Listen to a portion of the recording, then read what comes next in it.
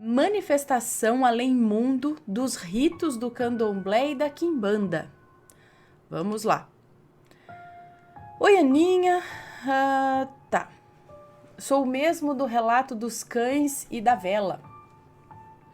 Adoro ver você tomando o palco na narrativa dos casos. Muito obrigada. Com sua seriedade e delicada beleza. Ai, muito obrigada. Assim me motivei a enviar mais uma narrativa em que também fui personagem. O relato que segue ocorreu por volta dos anos 80.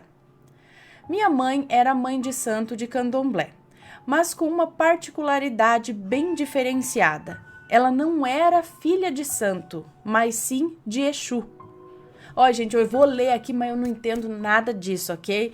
Então, eu tô lendo aqui, eu não sei se procede, se não procede, o que é, eu não entendo. Vou simplesmente ler. Ela não era filha de santo, mas sim de Exu. Sim, ela não... Sim, ela.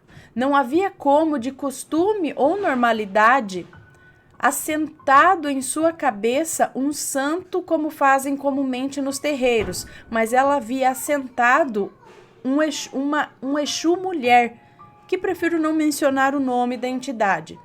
Essa entidade estaria presente por toda a vida da minha mãe e, por consequência, na vida também daqueles próximos a ela. Minha mãe, junto com essa entidade, tinha uma rotina de consultas. E não posso deixar de confessar que ela era fantástica. Ela dava suas consultas incorporada com a tal entidade.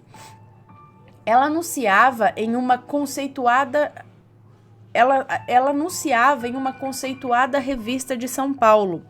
E assim vinham clientes de longe, pessoas de bom nível cultural e intelectual que em primeiro contato a sondavam, e ela nunca deixou de surpreender a todos, como que soubesse da vida íntima de cada uma das pessoas que ali chegavam. Lembro que uma vez chegou um homem jovem que entrou e saiu rapidamente do cômodo em que a minha mãe, com sua entidade, dava as consultas. Lembro que em seguida a rápida saída do homem, a entidade me chamou e comentou comigo: "Pois é, fulano, por este que acaba de sair, nada há o que se fazer. Ele está com essa doença nova, AIDS." Pois é, foi o diagnóstico mais rápido que já ouvi falar. O jovem homem havia vindo procurar uma cura. Entrou, nada falou e de pronto ouviu o que, embora não havia dito à entidade, mas este já sabia. Ela era boa mesmo. E assim, atendendo a muitas pessoas de posses e empresários, ganhava muito dinheiro com consultas e trabalhos. Certa vez, sua fama trouxe uma outra mãe de santo à nossa casa, que vinha pedir ajuda. Não me recordo o motivo, mas logo surgiu alguma razão para que a minha mãe fosse até a casa dessa outra mãe de santo. Passados 1 ou 2 dias da visita, minha mãe deixou de sentir a presença da sua entidade, e dias depois já era percebido por ela algo muito errado, pois não sentia mais a entidade. Passado já 1 mês, soubemos de um terreiro de candomblé de raiz e muito bom na região de Guarulhos. Minha mãe quis visitar esse local para tentar descobrir o que havia ocorrido com a sua entidade. Em certo final de semana, fomos até esse terreiro e realmente a mãe de santo dali era de muito axé, muita força. Esta esclareceu a minha mãe que uma mãe de santo havia prendido a entidade da minha mãe, pois percebera que a tal entidade trazia muito não sei como fala, gente, mas é muito dinheiro. E que agora fazia com que a sua entidade trabalhasse para ela. Era a tal outra mãe de santo que a minha mãe tinha ido ajudar. A filha da mãe ainda prendeu a entidade dela e escravizou, tipo assim. Tipo, agora você vai trabalhar para mim, vai dar dinheiro para mim. Olha que coisa, existe isso também, gente do céu. Bem, Por fim, a mãe de santo de Guarulhos informou que poderia ajudá-la e queria fazer um trabalho para a libertação da entidade da minha mãe. O trabalho ia ocorrer à meia-noite, de data marcada, e que todos em nossa casa deveríamos estar acordados. Ninguém poderia estar dormindo. Ela frisou isso bem, e que não deveríamos interagir com o que iria acontecer, apenas nos mantermos quietos dentro de nossa casa. Eu já ia ficar cagando de medo, gente. À meia-noite da data combinada, a mãe de santo de Guarulhos iria estar em uma encruzilhada, onde ia produzir um trabalho de que até então nós nunca tínhamos ouvido falar. Tem um nome aqui o trabalho, que consistia em atribuir um pequeno furo num coco, etc, etc, etc, etc. Eu não vou falar aqui. Enfim, acontece que esse coco ia estourar e aí ia libertar a entidade da minha mãe e fazer quem aprendeu se arrepender amargamente. Bem, nós estávamos em casa, todos sentados na sala de nossa casa, com tudo desligado, apenas uma das lâmpadas da casa acesa, cortinas fechadas e aguardando a combinada hora. Nossa casa dispunha de uma garagem que dava acesso à rua. Entrando pela garagem, se chegava a uma pequena escada de 3 degraus que, subindo, tinha acesso a um breve corredor que passava pela porta principal da casa, que dava à sala. Seguindo o corredor, ainda no lado de fora, se chegava ao corredor lateral que ia até os fundos da casa. Nos fundos da casa era onde se localizava o cômodo onde a minha mãe dava consultas com a sua entidade. Estávamos todos quietos quando passou pela hora marcada, meia-noite, e tudo começou. À meia-noite, o silêncio era total. Quando ouvimos pelo menos 2 pessoas subindo a nossa rua falando baixo, sons de conversas. Quando, para nossa surpresa, percebemos que adentraram em nossa garagem, subiram a escada, passaram em frente à nossa porta da sala e seguiram pelo corredor lateral e foram ao fundo de nossa casa. Já lá no fundo, ouvimos vozes, risadas e às vezes até briga. Em determinado momento, ouvimos alguém que corria, que atribuímos o som a ser de uma mulher, pois ouvíamos a corrida de alguém com salto, que também fez todo o trajeto até o fundo de nossa casa. Minha mãe, em determinado momento, pediu para que eu fosse até a janela da cozinha aos fundos da casa e olhasse se dava para ver alguma coisa do que ocorria lá no quarto das consultas.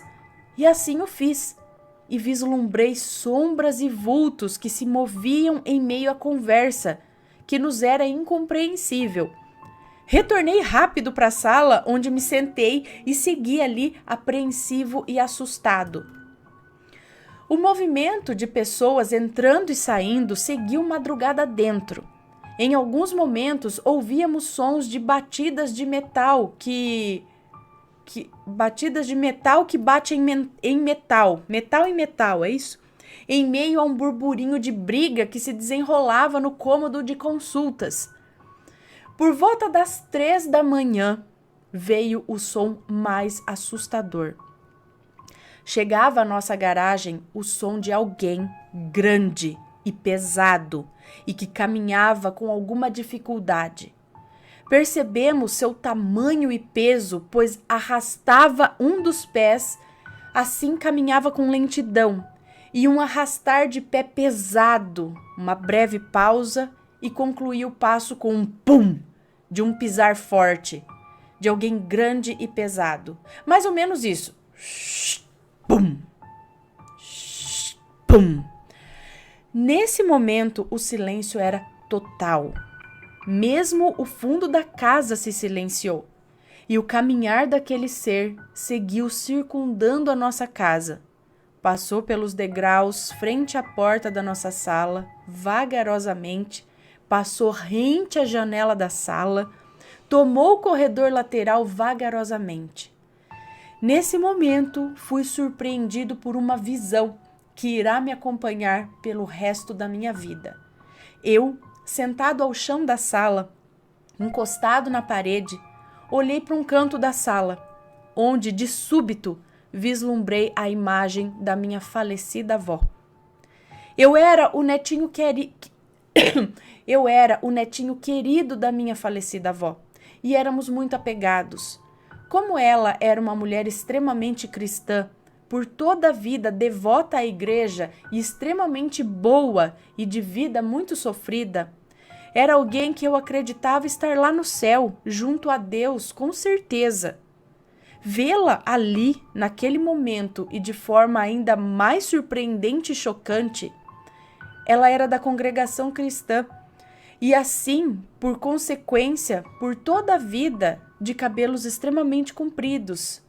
E eu agora a via em minha frente, nua e totalmente descabelada. Nesse momento eu entrei em choque mesmo. Que visão horrível! Minha mãe, nesse momento, olhou para mim e mesmo sem saber o que eu via, ela me falou: "Filho, fecha os olhos." E assim eu fiz. E de olhos fechados, terminei de acompanhar o som do pesado ser que seguia até o fundo da nossa casa. Por volta das 4 horas da manhã, minha mãe falou a todos: "Vamos nos deitar, minha entidade já me falou que acabou." Depois a entidade nos disse de sua prisão e que o trabalho feito fez com que o próprio Lúcifer fez conduzir até a entidade de minha mãe, um a um, ao cômodo dos fundos de nossa casa, as demais entidades que procederam à prisão da entidade de minha mãe, e que o último que ouvimos chegar foi Lúcifer em uma de suas diversas formas. Eu, hein? E assim encerrou uma das diversas noites de um filho de uma mãe de santo, na verdade de Exu. Eu. Não é fácil não. A minha vida foi marcada por episódios difíceis de serem vividos e até explicados, sendo filho de minha amada mãe que deu sua vida à devoção do diabo. Precisei me afastar da minha mãe depois que me tornei adulto. Era a única forma de eu ter paz, já que eu chegava aos 26 anos ainda com forte gagueira emocional. Me afastei de tudo ligado a esse mundo. Pena que me demorei tanto a tomar essa decisão. Eu amava minha mãe e irmãos e queria muito ajudá-los, razão de minha demora a deixar tudo para trás. Mas a minha vida estava afundando e eu já havia pensado até em suicídio algumas vezes. Cheguei até a colocar a corda no meu pescoço enquanto eu pensava e contemplava o nada abaixo que aguardava o meu corpo. Assim tomei a triste decisão e fui embora, deixando tudo para trás. Logo perdi minha gagueira e consegui me fixar em um bom emprego, casei e constituí família, e fomos felizes até os dias de hoje. Confesso que gostaria muito de ver este relato narrado por você, já está. Mas escrever esse relato já me foi um tanto difícil. Os nomes das entidades eu não gosto nem de lembrar. Tchau, Ana. Obrigado. Tchau, muito obrigado pelo relato. Mas, gente, eu não entendi essa parte aqui que o próprio... Depois a entidade nos disse de sua prisão e que o trabalho feito fez com que o próprio Lúcifer fez conduzir até a entidade da minha mãe, um a um ao cômodo dos fundos de nossa casa, as demais entidades que procederam à prisão da entidade.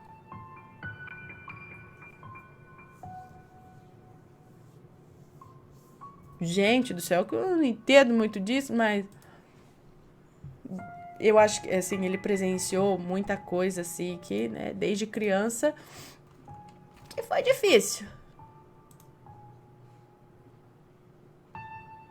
Dessa visão que ele disse que teve da avó dele, me lembrou o filme Verônica. Spoiler para quem não assistiu, tampe os ouvidos. Já tamparam os ouvidos? Spoiler, vou falar. Porque tem uma parte do filme que, na minha opinião, é uma das partes mais assustadoras do filme, em que a menina tá lá e ela vê o pai dela, que aparece no quarto, pelado. E aí ele fica falando o nome dela, Verônica, Verônica. Acho que é isso que ele fica falando. Aí ele fica falando. Tipo, parece que é uma coisa boba, né? Ai, tem um... Mas ver dessa forma... E por que a avó foi mostrada assim? Foi alguma coisa que o diabo fez? O que? Eu não entendi por quê. Então, da mesma forma que apareceu lá no filme também. Tipo, é um ente querido e tal, que te mostra de uma forma muito chocante, né? Apareceu assim também. Foi assim, você fica, meu Deus, já pensou você ver isso no seu quarto? Na sala, enfim. Ai, ai.